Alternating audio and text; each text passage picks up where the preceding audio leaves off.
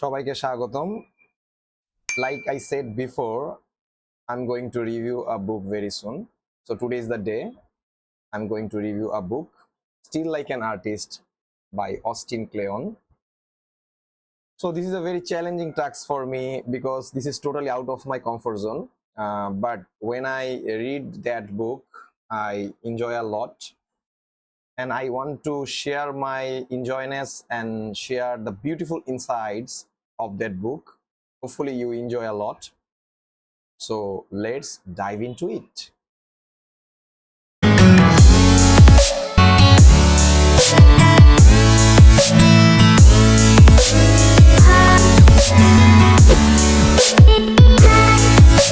Still like an artist যে বইটা আছে সে বইটার মধ্যে 140টা পাতা আছে। তো 140টা পাতার সবকিছু আসলে আলোচনা করা এক ভিডিওর মধ্যে সম্ভব হবে না, বাট সব লাইন বা সব পাতা তো আর এক্সট্রা অর্ডিনারি থাকে না। কিছু কিছু পাতাগুলো খুব ভালো মতো ব্যাখ্যা করা হয়েছে এবং কিছু কিছু লাইন আমার খুব ভালো লেগেছে, আমি সেগুলোই শেয়ার করব।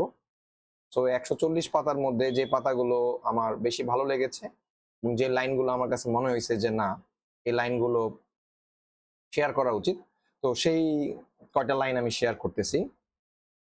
সো স্টিল লাইক অ্যান আর্টিস্টের প্রথমেই যে তোমার হচ্ছে লেখাটা, সেটা হচ্ছে আর্ট ইজ থ্যাফট, যে তোমার আর্টটাকে একটা থ্যাফটের সাথে তুলনা করা হয়েছে। এবং এখানে তোমার একটা কবিতার মতো একটা লাইন লিখছে লেখক, সেই লাইনটা আমি একটু পড়ে শোনাচ্ছি।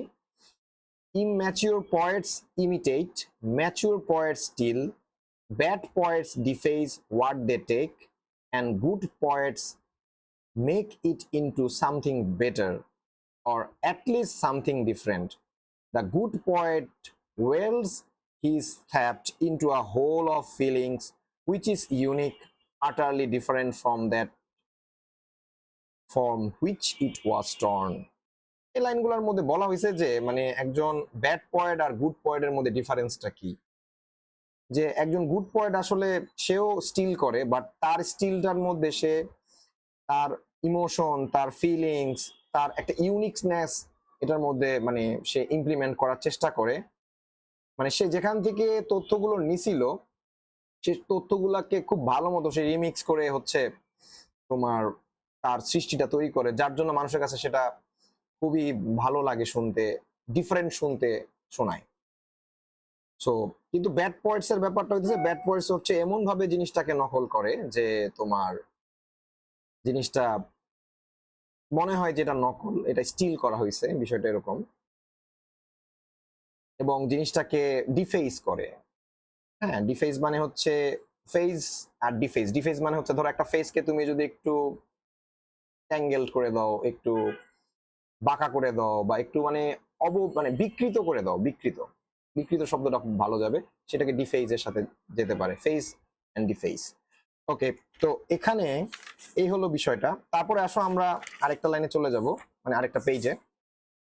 সেটা হইতেছে যে মানে আর্টিস্ট এখানে অস্টিন ক্লেয়ন যে অথর, সে সব জায়গায় একটা কথাই বলার চেষ্টা করছে যে তুমি যে তোমার আইডিয়া গুলো নাও সেগুলো কোত্থেকে পাও আসলে। সো এখানে ও একটা সুন্দর কথা লিখছে যে the honest artist answer, I steal them. How does an artist look at the world? একজন আর্টিস্ট এই পৃথিবীটাকে কিভাবে দেখে? First you figure out what's worth stealing, then you move on to the next thing. মানে তুমি যে still গুলো করতেছো সেই স্টিল গুলো কি অর্থিত হচ্ছে কিনা, সেগুলো কি ঠিক মতো তোমার জন্য ভ্যালুয়েবল হচ্ছে কিনা, কারণ সব স্টিল কিন্তু ভ্যালুয়েবল হয় না। তো যারা আর্টিস্ট তারা এরকম এরকম বিষয়গুলো স্টিল করে যেটা তার ভালো লাগে, এবং সেটার ভিতরে সে কিন্তু বিভিন্ন ফিলিংস, বিভিন্ন বিষয় সে আসলে এটার মধ্যে ইমপ্লিমেন্ট করে, যার জন্য জিনিসটা একদম অরিজিনাল বা নিউ লাগে। এটাই হচ্ছে একজন ব্যাড আর্টিস্ট আর গুড আর্টিস্টের মধ্যে ডিফারেন্স, যে গুড আর্টিস্ট সবসময় স্টিলটাকে এমন ভাবে স্টিল করে যে এইটাকে একটা নিউ আর্ট মনে হয়। এই লেখক কিন্তু এখানে এটাই বোঝানোর চেষ্টা করতেছে সব জায়গায়। এবং আর গুড আর্টিস্ট বা অনেস্ট আর্টিস্ট যারা, তারা কিন্তু সত্যি কথাটাই বলে, তারা কিন্তু বলছে যে আই স্টিল দেম। আচ্ছা, এরপরে আসো এখানে একটা important line, nothing is original. So এটা খুবই একটা ইম্পর্টেন্ট লাইন। তো এখানে একটা কথা বলা হয়েছে, সেটা হচ্ছে যে কোনো কিছুই আসলে তোমার পুরোপুরি ভাবে অরিজিনাল না। এটা পাস্টের যে ঘটনাগুলো, পাস্টের যে ক্রিয়েশনগুলো, পাস্টের যে ইনোভেশন, পাস্টের যে বিভিন্ন ধরনের কাজ, সেগুলারই কিন্তু আপডেট ভার্সন, মানে সেই কাজগুলো নিয়েই কিন্তু নতুন ভাবে একটু কোলাবোরেশন করে হচ্ছে নতুন কাজ তৈরি করা হয়। তো এখানে আর্টিস্ট একটা খুবই ইম্পর্টেন্ট কথা বলছে, সেটা হচ্ছে what a good artist understands is that nothing comes from nowhere. All creative work build on what came before. Nothing is completely original.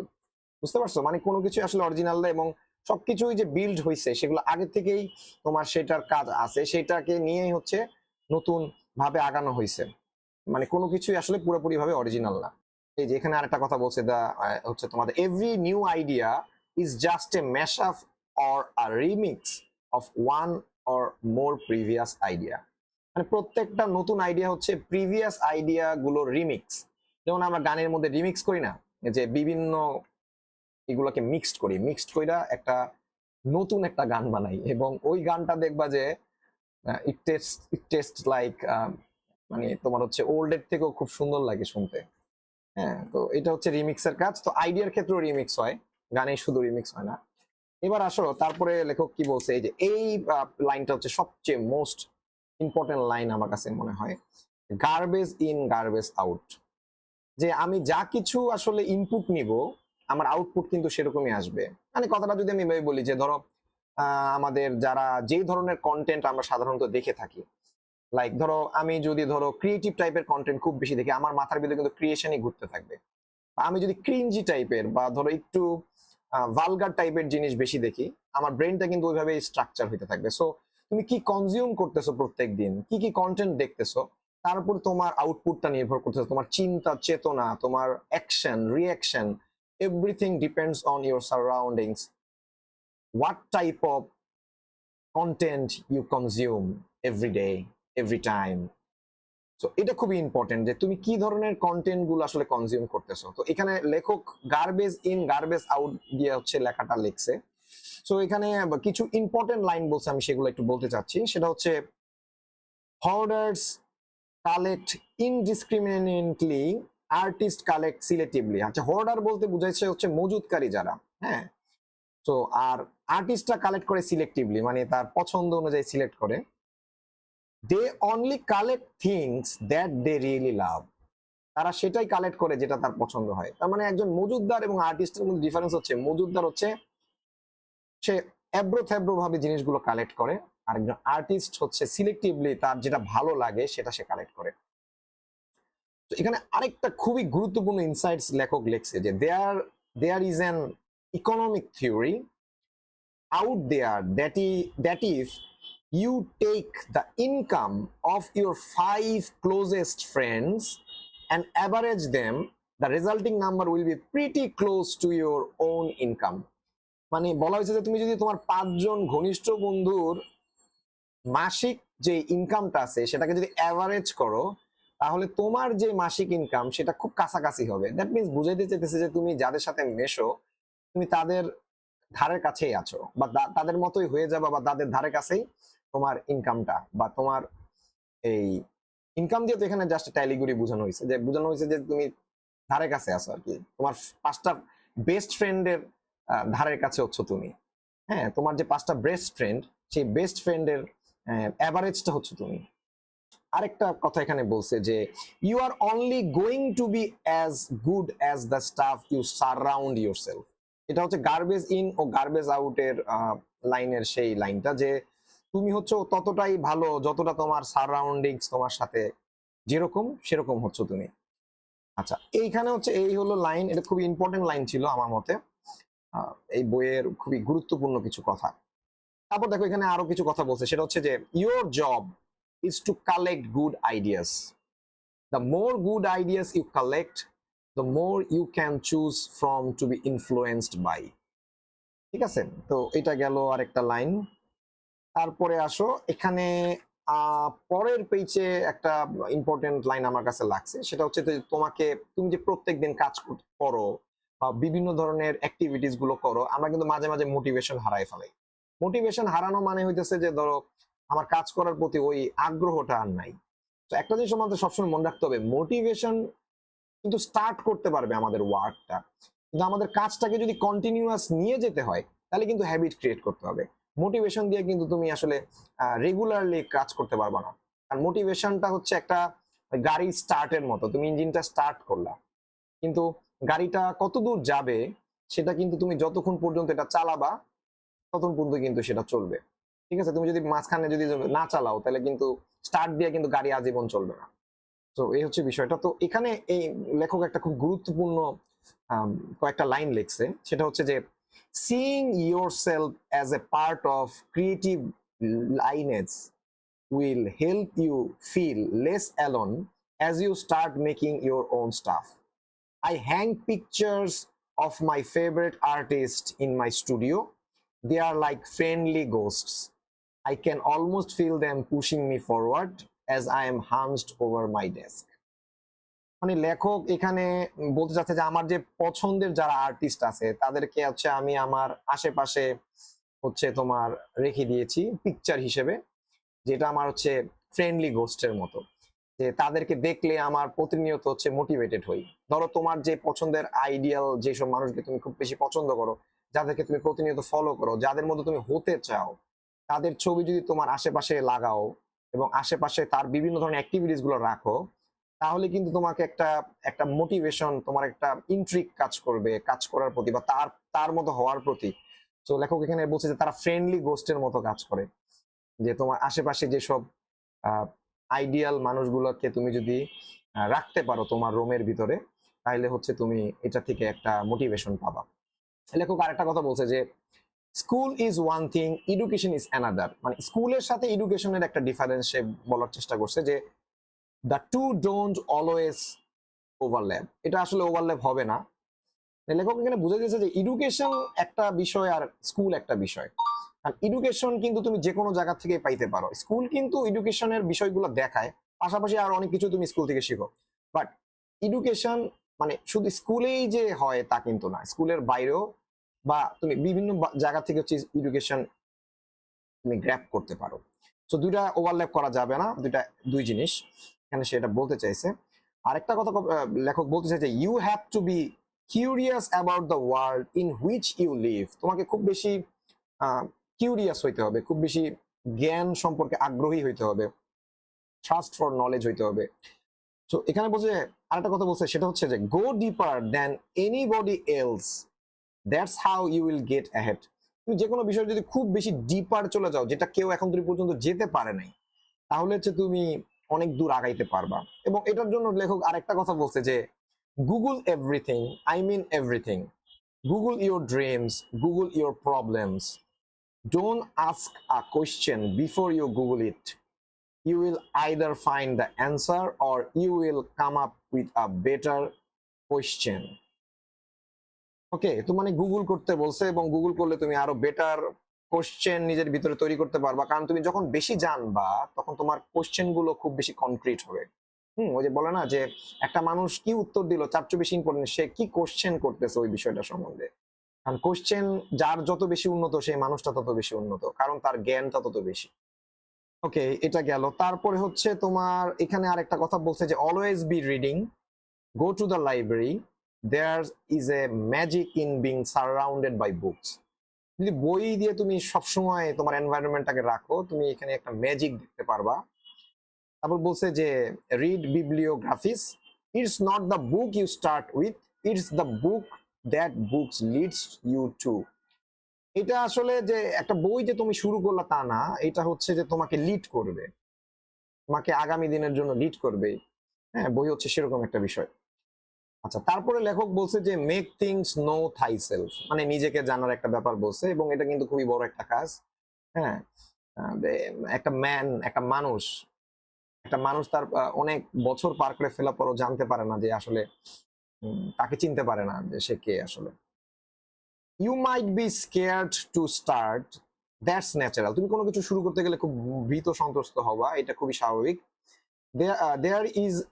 There is this very real thing that runs rampant in educated people. It's called imposter syndrome. Imposter syndromeটা হচ্ছে যে তোমার মধ্যে confidence খুবই কম, তোমার ভিতরে স্কিলটা যে আছে, তুমি যে পারবা, তুমি কি আসলে পারবা, মানে এই যে ব্যাপারটা যে তুমি কি এটা কি কমপ্লিট করতে পারবা, তোমার মধ্যে কি এই বিষয়টা আছে, এই যে যে তুমি একটা হীনমন্যতায় ভুগতেছো, এটাই হচ্ছে তোমার ইম্পোস্টর সিনড্রোম, মানে lacking confidence to do the task, to achieve the task, এই হচ্ছে বিষয়টা। তো এটা কিন্তু একটা সাইকোলজিক্যাল ফেনোমেনন যে যে তোমার হচ্ছে people are unable to internalise their accomplishments. Okay, তো এইটা লেখক তোলার চেষ্টা করছে যে তুমি এই সমস্যাটা কিন্তু আমাদের মধ্যে আছে, এবং এইটা কিন্তু আমাদেরকে অনেক পিছায় রাখে, যে আমাদের কনফিডেন্সটাকে, এই ইম্পোস্টর সিনড্রোম যেটা, এটা আমাদের অগ্রযাত্রার পথে এটা আমাদের অগ্রযাত্রার পথে একটা বাধা সৃষ্টি করে। আচ্ছা, এখানে এই বইয়ের আরো একটা ইম্পর্টেন্ট বিষয় কপি করার বিষয়, কারণ এটা বইয়ের নাম হচ্ছে স্টিল লাইক অ্যান আর্টিস্ট। তো এখানে লেখক বলতেছে যে আমরা আসলে জন্ম থেকে সবকিছু শিখে আসি না। যেমন এখানে বলছে যে nobody is born with a style or a voice. We don't come out of the womb knowing who we are. In the beginning, we learned by pretending to be our heroes. We learn by copying. We are talking about practice here, not plagiarism. Plagiarism is trying to pass someone else's work off as your own. Plagiarism তো তোমরা জানোই, যে অন্যের কাজটাকে নিজের বলে চালিয়ে দেওয়া। সো এটা সে বলতেছে না, সে বলতেছে যে আমরা কপি যে করতেছি, সেই কপিটা কিন্তু আসলে আমাদের যে পছন্দের, যে ওই যে বললাম না, যা তুমি কনজিউম করতেছো, বা যেই মানুষগুলোকে, যে হিরো গুলো তুমি প্রতিনিয়ত দেখতেছো, তাদের থেকে কিছু না কিছু কিন্তু তুমি প্রত্যেকদিন স্টিল করতেছো। হ্যাঁ, তো এখানে বলছে যে copying is about reverse engineering. Reverse engineering টার্মটা তোমরা অনেকেই জানো, সেটা হচ্ছে যে কোনো একটা ম্যাটেরিয়াল যে বানানো আছে সেটাকে খুলে ভেঙে দেখা, যেটার ভিতরে মেকানিজমটা কি আছে। হ্যাঁ, এবং চাইনিজরা কিন্তু এই রিভার্স ইঞ্জিনিয়ারিং দিয়েই বহু দাগায় গেছে। কারণ দেখা গেছে একজন মানুষ যখন এটা মেক করছে, এটা কিন্তু মেক করা অনেক কঠিন, কিন্তু কোন একটা মেক করা জিনিস তুমি কিনে এনে সেটাকে ভেঙে ভেঙে দেখলা সে কিভাবে বানাইছে, এটা কিন্তু খুব তাড়াতাড়ি করা যায় এবং খুব সোজা। এবং এই রিভার্স ইঞ্জিনিয়ারিং দিয়ে কিন্তু চায়না আজকে অনেক দূর চলে গেছে। আচ্ছা, এবার আসো, এখানে রিভার্স ইঞ্জিনিয়ারিং কথা বলা হয়েছে যে copying is about reverse engineering. It's like a mechanic taking apart a car to see how it works. তো যেটা বললাম এটারই কথা লিখছে এখানে। আচ্ছা, এখানে একটা খুবই ইম্পর্টেন্ট লাইন বলছে, যা the writer Wilson Mizner said, if you copy from one author, it is a plagiarism, but if you copy from many, it's a research. So এখানে বলা হচ্ছে তুমি যদি একজনের থেকে আসলে স্টিল করো তাহলে সেটা হয়ে যাবে প্লেজারিজম, বাট তুমি যদি অনেকের কাছ থেকে আইডিয়া নাও এবং সেটাকে রিমিক্স ভালো মতো করতে পারো, সেটা হয়ে যাবে রিসার্চ। এবং দিস ইজ অ্যাকচুয়ালি ট্রু, যে রিসার্চ কিন্তু আসলে বিভিন্ন যে পোস্ট ওয়ার্ক গুলো আছে, সেই ওয়ার্ক গুলো তোমার হচ্ছে তোমার হচ্ছে রিসার্চ করে ওইখান থেকে বিভিন্ন তথ্য আইনা তারপর তুমি কিন্তু একটা মিক্সচার করো এবং সাথে তোমার কিছু আইডিয়া থাকে, এবং সেই আইডিয়াকে মিক্সচার করার পরে রিসার্চটা হয়। কিন্তু তুমি যদি একজন থেকে এটা কপি করো তাহলে কিন্তু সেটা প্লেজারিজম হয়ে যাবে। This a very good line, আমি বলবো যে এটা খুব লেখক খুব ভালো একটা লাইন লিখছে, যে একটা কপি করলে হচ্ছে প্লেজারিজম, কিন্তু অনেকগুলা কপি করলে সেটা হয়ে যাবে রিসার্চ। সো যারা রিসার্চে বেশি ইন্টারেস্টেড তারা বুঝতে পারছো, তোমাদেরকে অনেক তথ্য কালেক্ট করতে হবে অনেক জনের কাছ থেকে। যত বেশি তুমি সাইটেশন দিতে পারবা, যত বেশি তুমি আদার্স এর ওয়ার্ক গুলো, তোমার যে কাজ রিলেটেড যে ওয়ার্ক গুলো আদার্স অথররা লিখছে সেগুলো বেশি পড়তে পারবা, যেটাকে আমরা আসলে লিটারেচার রিভিউ বলি। লিটারেচার রিভিউ তোমার যত বড়, তোমার রিসার্চ হবে তত স্ট্রং। সো লেখক কিন্তু খুব দারুণ ভাবে এটা বোঝানোর চেষ্টা করছে, যে তুমি যদি একজন থেকে কপি করো সেটা প্লেজারিজম হয়ে যাবে, কিন্তু অনেকের থেকে কপি করলে সেটা রিসার্চ হয়ে যাবে। আচ্ছা, এখন আমি তোমাদেরকে গুড থেফট আর ব্যাড থেফটের মধ্যে বলবো। যে বললাম না যে স্টিল করার মধ্যে যারা ভালোভাবে স্টিল করতে পারে তারা আর্টিস্ট হয়, আর যারা খারাপভাবে স্টিল করে তারা ব্যাড আর্টিস্ট। সো আমি একটা ছক তোমাদের এখন ডিসপ্লেতে দেখাতে যাচ্ছি, এই ছকটা দেখো। এই ছকের মধ্যে গুড থেফট আর ব্যাড থেফট সম্বন্ধে কিছু কথা বলা হয়েছে, যে তোমাদের এখানে কম্পারিজনটা করা হয়েছে, যে অনারের সাথে ডিগ্রেডের, স্টাডির সাথে স্কিম, যে স্টিল ফ্রম মেনি আর steal from one. Steal from many হইলে হচ্ছে তোমার গুড থেফট, আর স্টিল ফ্রম ওয়ান হচ্ছে ব্যাড থেফট।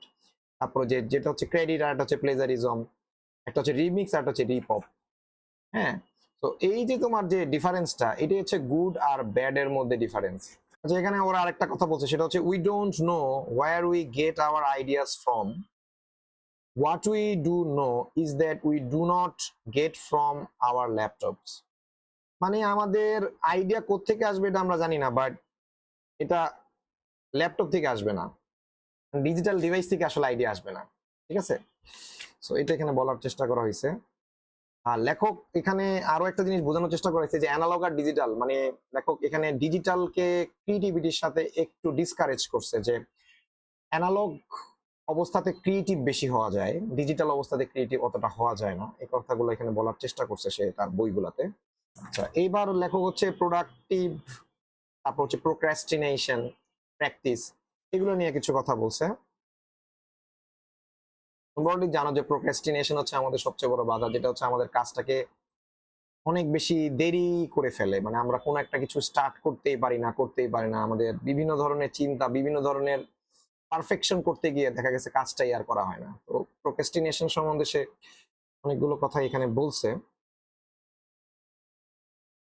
যাই হোক, আমরা পরবর্তী কিছু বিষয় বলি, সেটা হচ্ছে যে আমরা যখন আসলে বিজি থাকি, আসলে ওই সময় আসলে আমরা খুব বেশি প্রোডাক্টিভ থাকি না। সে লিখছে যে when I get busy I get stupid, এবং এটাই সত্য। তো বলছে যে তাহলে কি, কখন আমরা আসলে আমাদের মানে গুড আইডিয়াস গুলো আসে? If you are out of ideas, wash the dishes, take a really long walk, stare at a spot on the wall for as long as you can. As the artist Myra Kelman says, avoiding work is the way to focus my mind. মানে তোমার হচ্ছে ওই বিষয়টা থেকে সরে আসতে হবে, তোমাকে এরকম কিছু আনইম্পর্টেন্ট টাইপের কাজ করতে হবে, তখন নাকি মাইন্ডটা ফোকাস হয় ভালো। আচ্ছা, তো take time to mess around, get lost when you never know where it's going to lead you. Okay, মানে তোমার হচ্ছে যখনই দেখবা যে তুমি আসলে বোর হয়ে যাইতেছো, তখন তোমার উচিত হচ্ছে সেখান থেকে বের হয়ে আইসা কিছু লেস ইম্পর্টেন্ট টাইপের কাজগুলো করা, যেটা করতে খুব বেশি মাথা খাটাইতে হয় না, খুব বেশি বুদ্ধি লাগে না। সো দেখা যায় তখনই কাজগুলো করতে করতে তোমার মাথায় আইডিয়া চলে আসতে পারে। আচ্ছা, তো স্টিভ জবসের একটা খুব বিখ্যাত বাক্য আছে এই বইটার ভিতরে, সেটা হচ্ছে you can't connect the dots looking forward, you can only connect them looking backward. যে তুমি তোমার জীবনে কিন্তু বহু ধরনের কাজ করছো, কিন্তু তুমি যদি সেগুলোকে কানেক্ট করতে যাও, তোমাকে পিছনের দিকে যাইতে হবে, এবং পিছনের দিকে গিয়েই তুমি কানেক্ট করতে পারবা, সামনে দিয়ে গিয়ে কখনো কানেক্ট করতে পারবা না। তো এই কথাটার মানে হতেছে যে তুমি যেই তোমার যেই এই যত দিন ধরে তুমি এই পৃথিবীতে আসো, তুমি বিভিন্ন কিছু অ্যাচিভ করতেছো, বিভিন্ন কিছু শিখতেছো, কিন্তু এই শেখাগুলোকে তুমি যদি কানেক্ট করতে চাও, তাহলে তোমাকে পেছনের গল্পগুলোকে কালেক্ট করে হচ্ছে পেছনের তোমার আইডিয়াগুলোকে কালেক্ট করতে হবে, যেটা ব্যাকওয়ার্ডসে না গেলে তুমি আসলে কানেক্ট করতে পারবে না। আর এই কানেকশনটা করতে পারলেই কিন্তু তোমার ভিতরে একটা বিশাল কি বলবো রিসোর্স চলে আসবে।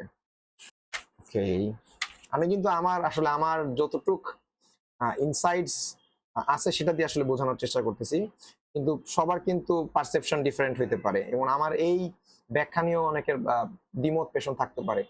তো দে আর মোস্ট ওয়েলকাম। যারা আমার এই ব্যাখ্যাগুলোর সাথে দ্বিমত পেশন করতে চাও, তারা অবশ্যই গঠনমূলকভাবে আমার দ্বিমত পেশনটা করতে পারো, তাহলে আমি হয়তো বা তোমাদের এই কমেন্ট থেকে বা তোমাদের এই দ্বিমত পেশনের বিষয়গুলো থেকেও কিছু শিক্ষা লাভ করতে পারবো। আচ্ছা, এখানে লেখক আরেকটা ইম্পর্টেন্ট লাইন বলছে যে make friends, ignore enemies. There's only one reason I'm here to make friends.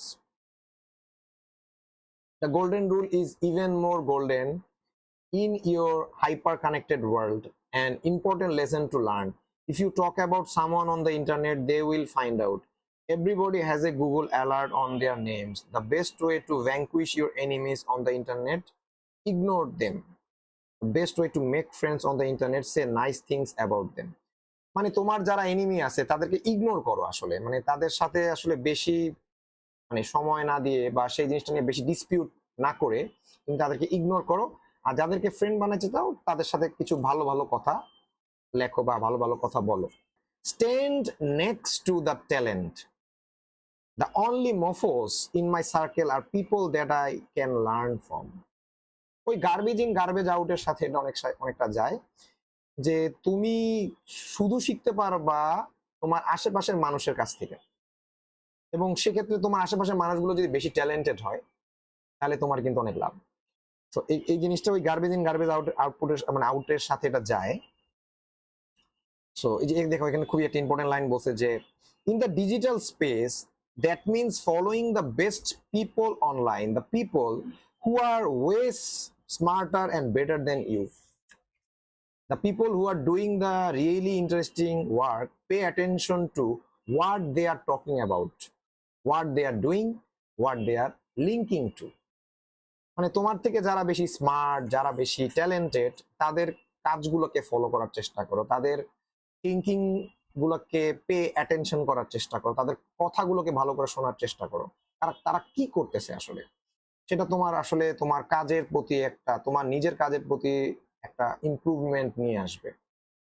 এই যে কি বলছে দেখো এখানে খুবই একটা ইম্পর্টেন্ট লাইন বলছে, find the most talented person in the room and if it's not you go stand next to হিম।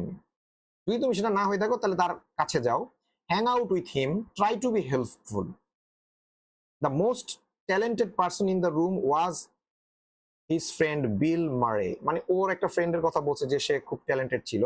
এবং দেখো আরেকটা মজার কথা বলছে এখানে, if you ever find that you are the most talented person in the room you need to find another room. তুমি যদি দেখো যে তুমি সবচেয়ে ট্যালেন্টেড তোমার সার্কেলের মধ্যে, তাহলে তোমার আলাদা সার্কেলে যাইতে হবে। মানে তোমার চেয়ে ট্যালেন্টেড, তোমার চেয়ে স্মার্টার মানুষ তোমার খুঁজতে হবে তুমি যদি ইমপ্রুভ হইতে চাও, তুমি যদি নিজেকে অনেক বেশি উন্নত বানাইতে চাও। You have to find out more talented people than you. ওকে, খুবই ইম্পর্টেন্ট একটা বাক্য আমরা ছোটবেলায় পড়ছিলাম যে a man is known by the company he keeps. ঠিক আছে, যে সৎসঙ্গে স্বর্গবাস, অসৎ সঙ্গে সর্বনাশ। তো এটা কিন্তু গার্বেজ ইন গার্বেজ আউটের সাথে অনেকটা যাচ্ছে, একই জিনিস। আচ্ছা, লেখক এখানে আরো কিছু ইম্পর্টেন্ট কথা বলছে যে তুমি সবকিছুতে আসলে পারফেকশনের দিকে যদি খুঁজো, অনেক সময় দেখা যায় কি যে তোমার এই জিনিসটা পারফেক্ট না হওয়ার কারণে তুমি কাজটা করলা না, কিন্তু আসলে ইমপারফেক্ট থিংসও তোমার দেখা গেল যে পারফেক্টের চেয়েও ভালো আউটপুট দিতে পারে। সো মোট কথা হচ্ছে তোমাকে সবসময় কাজের মধ্যে থাকতে হবে, যে তোমার আসলে এইটা নাই দেখে তুমি কাজটা করতে পারতেছো না, বা তোমার ওই এলিমেন্টটা নাই দেখে তুমি কাজটা করতে পারতেছো না, এটা হচ্ছে জাস্ট একটা অজুহাত। ঠিক আছে, তোমার কাছে যা আছে সেটা নিয়ে আসলে তোমাকে আগায় যেতে হবে। সো এটাও কিন্তু লেখক এখানে বলার চেষ্টা করছে তার এই লাইনগুলোর মধ্যে, যে inertia is the death of creativity. জড়তা কিন্তু আমাদের আসলে ক্রিয়েটিভিটিটাকে নষ্ট করে ফেলে। আচ্ছা, এখানে লেখক একটা ক্যালেন্ডার বানানোর কথা বলছে, যে 365 দিনের ক্যালেন্ডার, যে কখন তুমি কি করবা, কিভাবে করবা। এটা একটা ভালো জিনিস যে এই চেইনটা ব্রেক করবা না, তুমি পুরা 1 বছরের একটা ক্যালেন্ডার বানায় ফেলবা যে প্রত্যেকদিন তুমি কি কি করবা। মেরি ওয়েল, এখানে আসলে লেখক মেরি ওয়েল বলতে আসলে কি বোঝানো হয়েছে এটা একটু শুনি। Who you marry is the most important decision you will ever make. And marry well doesn't just mean your life partner. It also means who you do business with, who you befriend, who you choose to be around. Relationships are hard enough, but it takes a real champion of a person to be married to someone who is obsessed with a creative pursuit. মানে এটা বিয়ে ছাড়াও Mary well বলতে বোঝানো হয়েছে যে তুমি কাদেরকে তোমার জীবনের ফ্রেন্ড বানাচ্ছ, কাদের সাথে তুমি মিশতেছো, তারাই হচ্ছে তোমাকে আসলে রিয়েল চ্যাম্পিয়নটা বানাবে, তারাই তোমাকে হেল্প করবে তোমার জীবনের চ্যাম্পিয়ন হইতে। সো এই ক্ষেত্রে তোমার এই ক্রিয়েটিভ পারসিউটের জন্য তোমার এই সার্কেলটা ঠিক করতে হবে, সার্কেলটা খুবই কনসার্ন ভাবে করতে হবে। খুবই মূল্যবান কথা। আচ্ছা, এইবার আসো, এই যে ওইটা তো আমি বললাম একটু আগে, ওই কথাটাই আবার এখানে, যে you must embrace your limitations and keep moving. তোমার যে লিমিটেশন গুলো আছে এগুলোকে অ্যাকসেপ্ট করে তোমাকে আগায় যেতে হবে। ঠিক আছে, যে in the end creativity isn't just the thing we choose to put in, it's the things we choose to leave out. ঠিক আছে, আমরা কি পুট ইন করতেছি সেটা ফ্যাক্ট না, আমি কি বাদ দিতেছি সেটা হচ্ছে ফ্যাক্ট ক্রিয়েটিভিটিতে। এই হচ্ছে স্টিল লাইক অ্যান আর্টিস্টের বই রিভিউ। আশা করি আমি সবকিছু আসলে তুলতে পারি নাই, যতটুকু আমার সম্ভব হয়েছে আমি ততটুকু তোলার চেষ্টা করছি, ততটুকু ব্যাখ্যা করার চেষ্টা করছি। এবং আমার কোনো ব্যাখ্যাতে যদি কোনো ধরনের ডুয়াল মিনিং চলে আসে বা তোমাদের বুঝতে যদি সমস্যা হয় তোমরা কমেন্ট করতে পারো। এবং কেউ যদি ডিসপিউট করতে চাও যে না আমার এই লজিকটা একটু ভুল ছিল বা এই লজিকটা আসলে লেখক এভাবে বোঝানো হয়েছে, কারণ কি এটা তো একটা ক্রিয়েটিভ জিনিস, একটা আর্টের জিনিস, তো আর্টের ব্যাখ্যাটা এক একজনের এক এক রকম হবে। তো আমি যেভাবে আসলে জিনিসটাকে পারসিভ করতেছি তোমার ক্ষেত্রে সেটা একটু ডিফারেন্ট, সাইটলি ডিফারেন্ট কনটেক্সট হইতে পারে। হ্যাঁ, বাট আমি চেষ্টা করছি খুবই কাছাকাছি কনটেক্সট দেওয়ার। তারপর কারো যদি কোনো ধরনের দ্বিমত পেশন থাকে definitely you are most welcome to comment in my comment section, because যত গঠনমূলক আলোচনা হবে ততই জ্ঞানের পরিধি বাড়তে থাকবে, এবং আলোচনাটা অবশ্যই গঠনমূলক হইতে হবে এবং যুক্তিসঙ্গত হইতে হবে। সকলকে অসংখ্য ধন্যবাদ ভিডিওটি দেখার জন্য।